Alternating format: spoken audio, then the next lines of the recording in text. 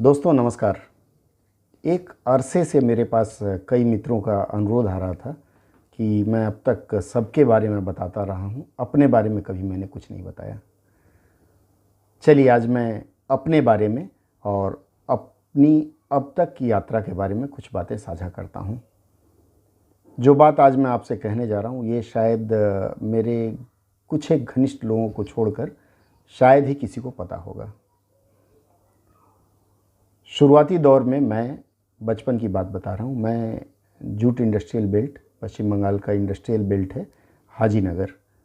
यहाँ एशिया का सबसे बड़ा जूट मिल हुआ करता था, हुकुमचंद जूट मिल, उस क्षेत्र में रहता था। मेरे दादाजी उत्तर प्रदेश गोरखपुर से थे और फ्रीडम फाइटर हुआ करते थे। दादाजी अरबी और फ़ारसी जानते थे और वे उन दिनों मदरसे में पढ़ाया करते थे। फिर आज़ादी की लड़ाई में कुछ कारण से उनको अपना शहर गांव छोड़ करके कलकत्ता आना पड़ा। इस बीच दादाजी जूट इंडस्ट्री से जुड़े और उसके बाद फिर मैं आया मतलब मेरा जन्म हुआ। बचपन विशेष पता नहीं, लेकिन मुझे ये पता है कि शुरुआती दौर काफ़ी कठिनतम रहा है हमारा। कठिनतम मतलब पढ़ाई के संसाधन कम थे, स्कूलें कम थी और दिमाग था थोड़ा बहुत। उसके आधार पर पढ़ाई लिखाई के लिए संसाधन न होने के कारण मैं कुछ दिनों बड़ा स्ट्रगल किया। कक्षा 10 की बात बताऊं, मैं जब 10वीं में पढ़ता था तो उस समय भी संसाधन नहीं थे, पर मैंने एक ग्रुप बनाया था। मैं और मेरे जो दोस्त हैं जो पढ़ाई कर रहे थे, हम लोग 7-8 लोग थे। सबके पास एक एक विषय की एक एक पुस्तक होती थी। हम एक साथ बैठ करके सभी लोग पढ़ते थे और जैसे मान लीजिए आज मैंने इतिहास पढ़ा, एक किताब से हम सब पढ़ लेते थे। कल अगर हमें भूगोल पढ़ना है तो फिर वही जिसके पास जो पुस्तक है, और इस तरह से हम लोगों ने पुस्तकें बांट कर, ठीक है भाई आप ये खरीद लो, आप ये खरीद लो, और इस तरह से हम लोगों ने अपनी पढ़ाई पूरी की।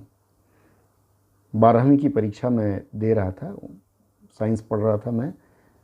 केमिस्ट्री का पेपर बाकी था उन्हीं दिनों, 16 साल की उम्र हुई थी। मेरा चयन भारतीय वायुसेना में हो गया। बहुत खुश था मैं। भारतीय वायुसेना में चिकित्सा कोर में मेरा चयन हुआ और फिर मेरी एक नई यात्रा या नई ज़िंदगी शुरू हुई। वहाँ जाने के बाद चस्का लग गया एडवेंचर का। तो एक विशेष टीम थी हमारी, team of para medical flight, TMPF करके, उसमें मेरा चयन हुआ। पूरे भारत में 6 लोग चयनित हुए थे। प्रशिक्षण काफ़ी टफ था। जब हम प्रशिक्षण के लिए जा रहे थे तो मेरे जितने भी मित्र थे मेरे साथ मुझे समझाते रहे, अरे भाई मत जा। वैसे ही 52 किलो का था और सबसे कम उम्र का 18 साल का, तो लोगों ने बहुत मना किया कि मत जाए। लेकिन एक जिद थी कि चयन हुआ है तो जाऊंगा। और जाने के बाद जब पहले दिन हमारी ट्रेनिंग हुई, सुबह 4 बजे हमें रनवे पर दौड़ाया गया और लगभग 60 किलोमीटर का पूरा उस दिन का हमारा खेल हुआ था। उसमें शाम तक आते आते ऐसी स्थिति हो गई थी कि हम सीढ़ी नहीं चढ़ पा रहे थे। फिर दोस्तों की बात याद आई। दोस्तों ने कहा था जाओ भाग के आओगे। फिर जो भाग कर आओगे ये जो शब्द थे बहुत चुभते थे। फिर मैंने कहा नहीं, प्रशिक्षण हम पूरा करेंगे। मेरे साथ मेरे दोस्त प्रकाश थे, आजकल बेंगलोर में हैं। हम दोनों ने यह तय किया कि भले ही कुछ हो जाए, बिना ट्रेनिंग पूरी किए जाऊंगा नहीं। वहाँ एक ख़ास बात थी, यदि आप ट्रेनिंग में 1 घंटा, घंटे के हिसाब से ट्रेनिंग थी, 1 घंटे अगर पिछड़ गए तो फिर आपकी ट्रेनिंग 1 घंटे बढ़ जाएगी। करते करते 3 महीने की टफनिंग और तमाम ट्रेनिंग पूरी करने के बाद मैं पैराट्रूपर बन गया, प्रोफेशनल मेडिकल पैराट्रूपर। और उसके साथ ही मेरे सीने पर एक पैरा बैच लगा। उन दिनों 2 प्रकार के पैराट्रूपर होते थे भारतीय वायुसेना में। एक शौकिया जो गए जंप करके आए, उनके बाजू में यहाँ विंग लगता था, और मेरे जैसे मेडिकल पैरा जो थे उनके सामने छाती पे सजता था। बहुत अच्छा लगता है देखने में आज भी। उसके बाद से फिर मैं अपने क्षेत्र में अव्वल होता गया हर जगह। बस यही जिद थी कि मुझे कुछ करना है। करते करते 23 साल की सेवा देने के बाद फिर मुझे लगा नहीं, सेना की सेवा, देश की सेवा काफ़ी हुई, अब चलूँ ज़रा किसी और क्षेत्र में सेवा करूँ। 2012 31 जुलाई सेवानिवृत्ति की दिन थी। उस दिन की तैयारियां खूब चल रही थी। तब तक मेरे पास कोई जॉब नहीं था। एज एक सर्विसमैन, जनरल कैंडिडेट, आपको अन्य कैंडिडेट के साथ फाइट करना होता है और फिर पहली जो नौकरी मुझे मिली वो कर्मचारी राज्य बीमा निगम में अनुवादक की नौकरी मिली। मैं बहुत खुश था कि चलो ठीक है, जिस दिन मैं सेवानिवृत्त होऊंगा अगले दिन से मुझे ज़्यादा इंतज़ार नहीं करना पड़ेगा, अगले दिन से परीक्षा या फिर नौकरी चालू हो जाएगी। इस बीच जैसे ही मैं वहाँ ज्वाइन किया, कई जगह परीक्षा दे रखा था, हर जगह से मेरा चयन हुआ, कुछ प्राइवेट संस्थाओं में भी हुआ, लेकिन फिर जिसका न्योता पहले आए उसके घर जाना चाहिए, यह सोचकर मैं कर्मचारी राज्य बीमा निगम में अनुवादक के पद पर कार्य ग्रहण कर लिया। सूरत मेरी कार्यस्थली थी। यहाँ आकर के मेरी ज़िंदगी ने एक और पलटा मारा। बिल्कुल ही स्वस्थ, फिट, हर तरह से दुरुस्त, लेकिन अचानक एक दिन योग करके खड़ा होना चाहा तो खड़ा नहीं हो पाया। पता चला कि कमर से नीचे का हिस्सा मेरा पैरालाइज्ड हो गया था। 2 मित्र मुझे कंधे पर टांग करके लेकर के गए, मैं उन्हें आज भी नहीं भूलूंगा। मुकेश कुमार और विभांशु वैभव, दोनों लड़के बिहार के हैं, मुंगेर ज़िले के। तो इन लोगों ने मुझे अपने कंधे पर उठाया और ले गए अस्पताल में। सूरत नया शहर, ये 2 दोस्त और अपना कहने के लिए कोई नहीं था। तभी मुझे याद आया कि ट्रेन में एक बार मुझसे एक इंजीनियर AK सिंह से भेंट हुई थी। उन्होंने अपना नंबर दिया था। मैंने AK सिंह को फ़ोन किया और डॉक्टर GP शर्मा जी हैं, उनसे परिचय हुआ था, मैंने उनको फ़ोन किया। हॉस्पिटल में एडमिट था, डॉक्टर ने कहा तत्काल ऑपरेशन कराना होगा, क्या किया जाए। मैंने सिंह जी को फ़ोन किया और शर्मा सर को फ़ोन किया। दोनों लोग आए और उन लोगों ने मेरी सहायता की। पराए शहर में जहाँ आप किसी को नहीं जानते, वहाँ अगर कोई इस तरह से आकर के और हाथ बढ़ाए तो बहुत बड़ी बात है। फिर मैं वहाँ से कलकत्ता आ गया। कलकत्ता आने के बाद फिर यहाँ के सेना के अस्पताल में मेरा ऑपरेशन हुआ। सर्जरी के बाद भी मैं ठीक नहीं हो पाया और धनुष जैसे आकार में ऐसे टेढ़ा हो गया था। लगभग 2 साल मैं बिस्तर पे था, पर फिर भी मन में लड़ने और जीने की इच्छा बाकी थी। सूरत में कई न्यूरोसर्जन को दिखाया, सबने यही बोला कि तुम अब ठीक नहीं हो पाओगे, दूसरा ऑपरेशन किया जा सकता है पर उसके बाद भी ठीक होगे कि नहीं कोई गारंटी नहीं है। इस डर से कि ठीक ना हो पाऊँ मैं सर्जरी के लिए राज़ी नहीं हो रहा था। फिर धीरे धीरे स्थिति ख़राब होने लगी, मैंने बिस्तर पकड़ लिया। लगभग 1.5 से पौने 2 साल तक मैं घर में रहा, ड्यूटी पे नहीं गया। नौकरी में नहीं जाएंगे तो नो वर्क नो पे हो जाता है, तो मैं नो वर्क नो पे हो गया था, लेकिन फिर भी काम चल रहा था। इस बीच मेरी सहायता के लिए मेरे भाई राजेश और उनकी पत्नी सूरत आ गए थे। फिर अचानक एक दिन मैं अस्पताल गया, जब स्थिति एकदम संभाल के बाहर हो गई तो वहाँ डॉक्टर शर्मा जी थे।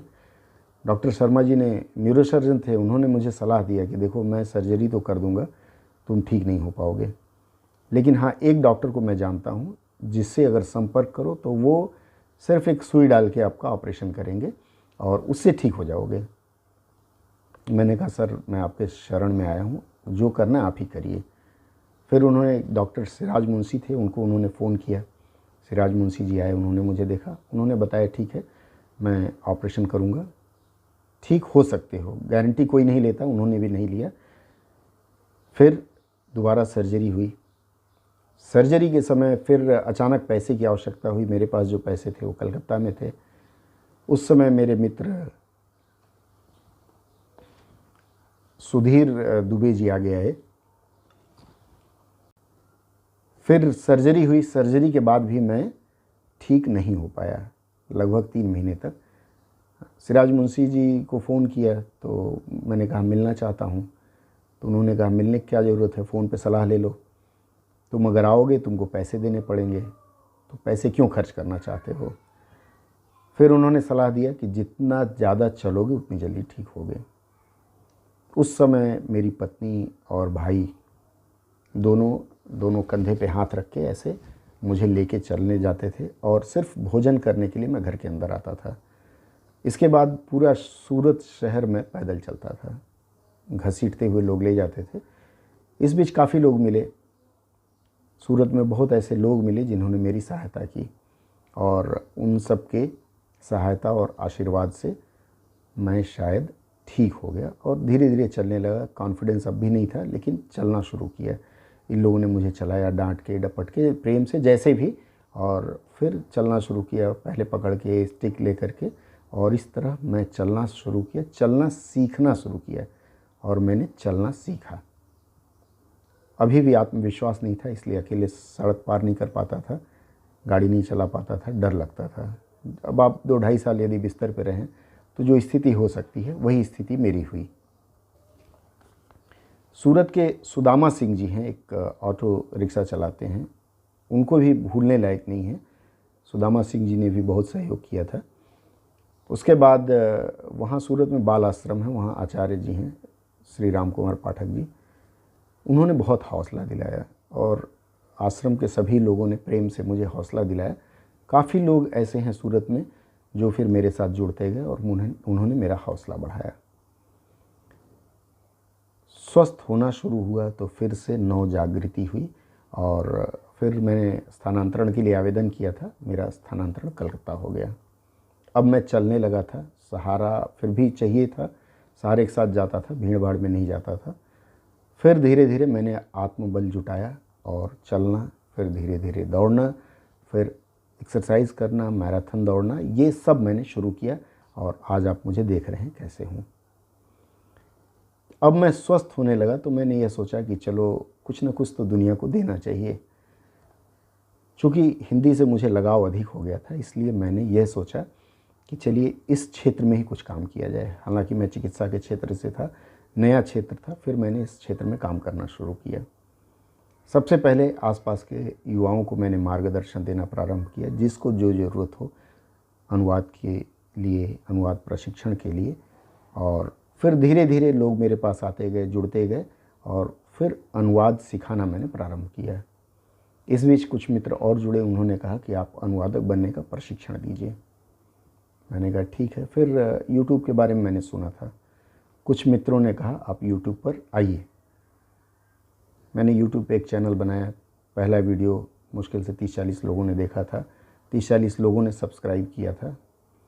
फिर मैंने अपने बेटे से कहा कि मेरे कंटेंट बहुत अच्छे हैं लेकिन कोई देख नहीं रहा है, सब्सक्रिप्शन बढ़ाओ।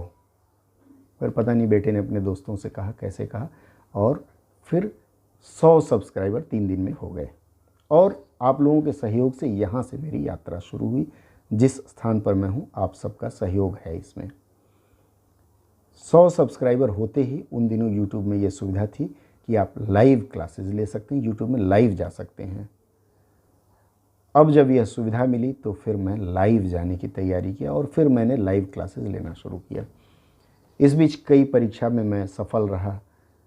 उन परीक्षाओं का अनुभव, सफलता की राज, ये सब मैं आप लोगों से साझा करता रहा समय समय पर।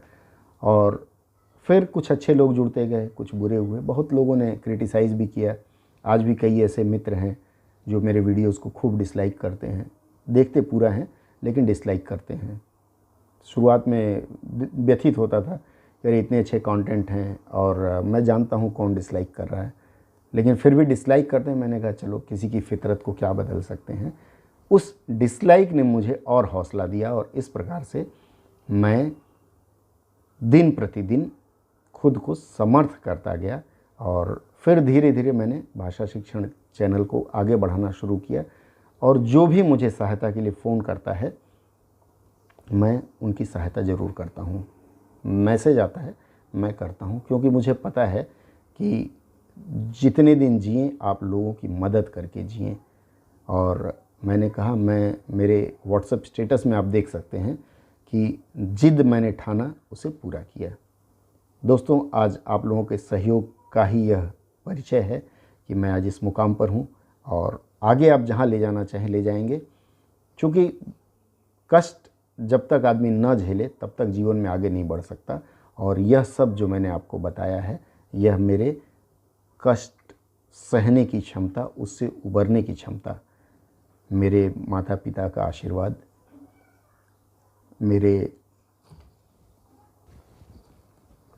मेरी पत्नी की प्रार्थनाएं, मेरे भाई और उनकी पत्नी का सहयोग, इसके अलावा आप सब जितने लोग मेरे साथ जुड़े हुए हैं उन सब की दुआएं, या पहले भी भारतीय वायुसेना में जितने लोग मेरे साथ जुड़े हुए थे, शायद उन सब की दुआओं का फल है कि मैं आज इस मुकाम पर हूँ, आपके साथ हूँ।